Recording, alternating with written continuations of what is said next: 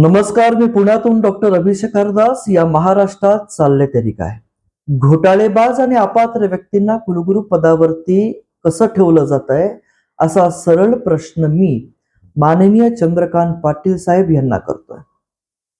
अधिकारी फक्त पोस्टमनची भूमिका बजावतात ते का का अधिकाऱ्यांवरती RSS चा दबाव आहे? असा सर्व प्रश्न मी पुराव्यासकट आज आपल्या समोर घेऊन आलेलो आहे. Deccan college post graduate and research हे अभिमत दर्जा विद्यापीठ आहे. सदर विद्यापीठ हे एरोडा येथे लोकेटेड आहे. सदर जागा ही खूप वॉन्टेड जागामध्ये आहे, त्यामुळे त्याच्यातल्या TDR विक्रीमध्ये खूप मोठा घोटाळा केलेला आहे आणि करोडो रुपयाचा TDR बेकायदा शासनाची व चॅरिटी कमिशनरची फसवणूक करून विकलेला आहे. एकीकडनं शासनाकडनंही पैसे घेतलेले आहेत, दुसरीकडनं चॅरिटी कमिशनरची परवानगी घेऊन TDR देखील विकलेला आहे. या सर्व प्रश्नामुळे मूलभूत प्रश्न निर्माण होतो की सदर घोटाळेबाज संस्था म्हणता येणार नाही, मात्र संस्थेतील काही अधिकारी हे घोटाळेबाज आहेत आणि त्यांनी संगनमताने घोटाळे केलेले. याच्यातील शासनाचे बडे अधिकारी पण सामील आहेत का, असा देखील प्रश्न काही उपस्थित होण्याची प्रश्नस्थिती निर्माण आहे. ज्या अर्थी Deccan college post graduate and research institute याला महाराष्ट्र शासन वेतन व वेतनोत्तर अनुदान देत आहे, त्या अर्थी सदर कॉलेज सदर विद्यापीठामध्ये जे काही डायरेक्टर आहेत किंवा ज्यांनी सुमोटो त्यांनी स्वतःला कुलगुरू घोषित केले, त्यांची नियुक्ती ही शासनाने केली पाहिजे. मी आपल्या समोर आज काही सबळ पुरावे घेऊन येतोय. पाहतोय महाराष्ट्र शासन उच्च शिक्षण संचालनालय महाराष्ट्र राज्य यांचं हे पत्र आहे. आपल्याला इथे दिसतंय की ह्या तक्रारीवरती हा अहवाल इथे लावलेला आहे. संचालक उच्च शिक्षण पुणे विभाग पुणे यांचा.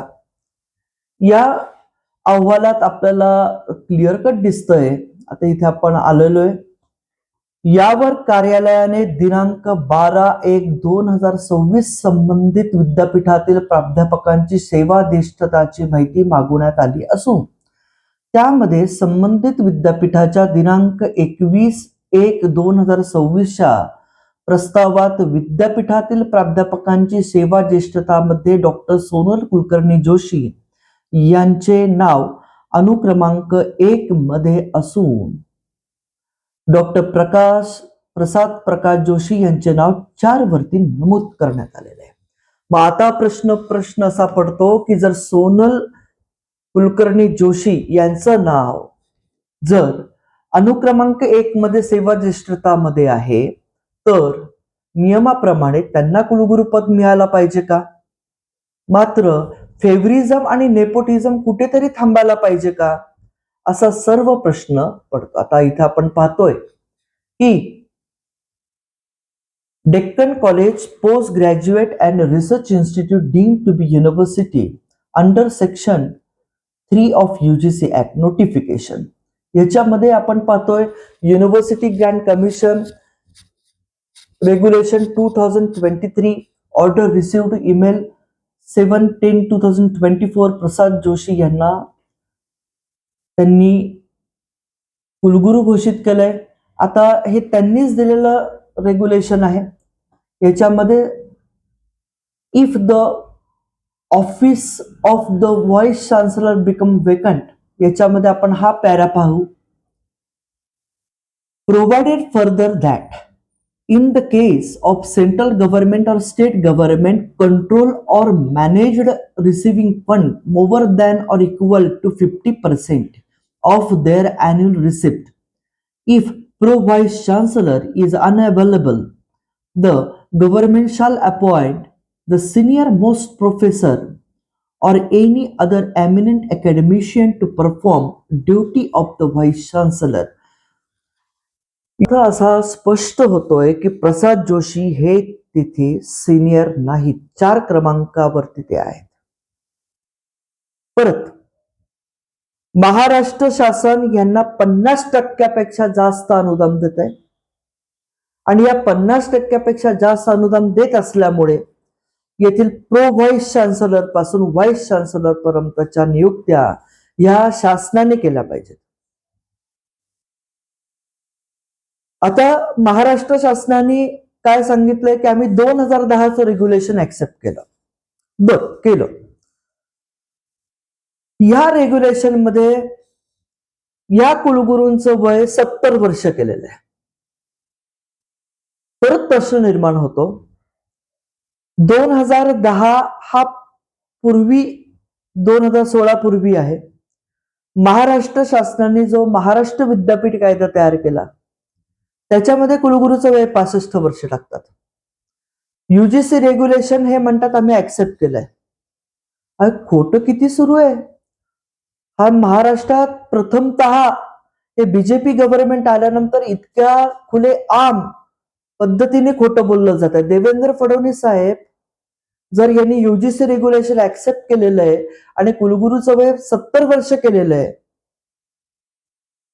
मात्र हे 2010ला केलेलं आहे आणि 2016ला यांनी कायदा केलाय महाराष्ट्र सार्वजनिक विद्यापीठ कायदा, ज्याच्यामध्ये ते म्हणतात की कुलगुरूचं वय 65 वर्ष. म्हणजे तुम्ही एक तर UGC regulation choose and select करता येणार नाही. तुम्हाला ते एकतर पूर्ण त्याच्या एंटायरिटीला ऍक्सेप्ट करावे लागतात किंवा ते पूर्णपणे फेटाळावे लागतात. मात्र तुम्ही युजीसी रेग्युलेशन मध्ये चूज अँड सिलेक्ट केलेलं आहे, ही प्रक्रिया अत्यंत बेकायदेशीर आहे. हे केलेलं आहे ह्याचा पुरावा कुठे सबळ पुरावा असा नाहीये, मात्र हे बोली भाषेत बोललं जात आहे, लेखी लिखाणात पण काही ठिकाणी आलेलं आहे. म्हणजे प्रसाद जोशीला वाचवायला महाराष्ट्र शासनातील काही अधिकारी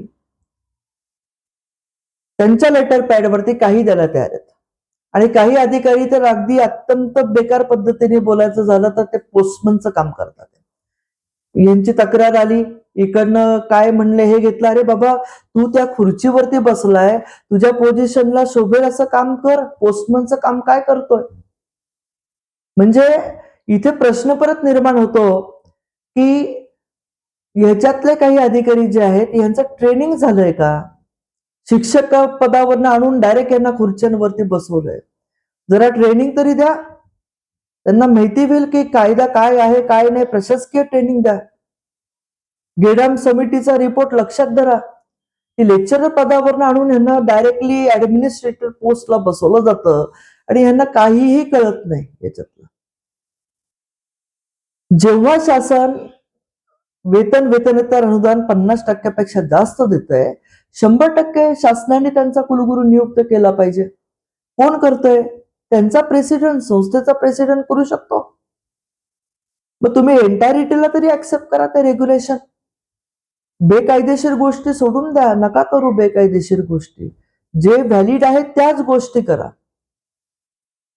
बेकायदेशीर गोष्टी तुम्ही नका करू. चंद्रकांत पाटील साहेब, तुमच्यावरती आरएसएसचा दबाव आहे का असा खुला प्रश्न मला पडतोय. अधिकाऱ्यांवरती आरएसएसचा दबाव आहे का. कारण का प्रसाद जोशी खुलेआम म्हणतोय मला आरएसएसचा पाठिंबा आहे. इव्हन काही विद्यार्थ्यांनी मला सांगितलं की तिथे आरएसएसच्या मीटिंग आणि हे होतं जोशीच्या केबिन मध्ये. या पलीकडे काय बोलू अजून. म्हणजे या महाराष्ट्रात अत्यंत बेकार पद्धतीने बेकायदेशीर गोष्टी सुरू आहेत, कुठेच लगाम नाही. प्रसाद जोशी यांना तात्काळ काढा. चंद्रकांत पाटील साहेब, आपण सगळे पुरावे पहा. गोरेवाड्याचा घोटाळा 8 करोडचा घोटाळा येतो, नंतर टीडीआर चा घोटाळा आहे. या सर्व घोटाळ्यातून महाराष्ट्र मुक्त करा आणि अशा अधिकाऱ्यांना तुम्ही तत्काळ निलंबित करा. प्रसाद जोशी यांना काढा आणि तिथे पात्र कुलगुरू नेमा. जय हिंद, जय महाराष्ट्र.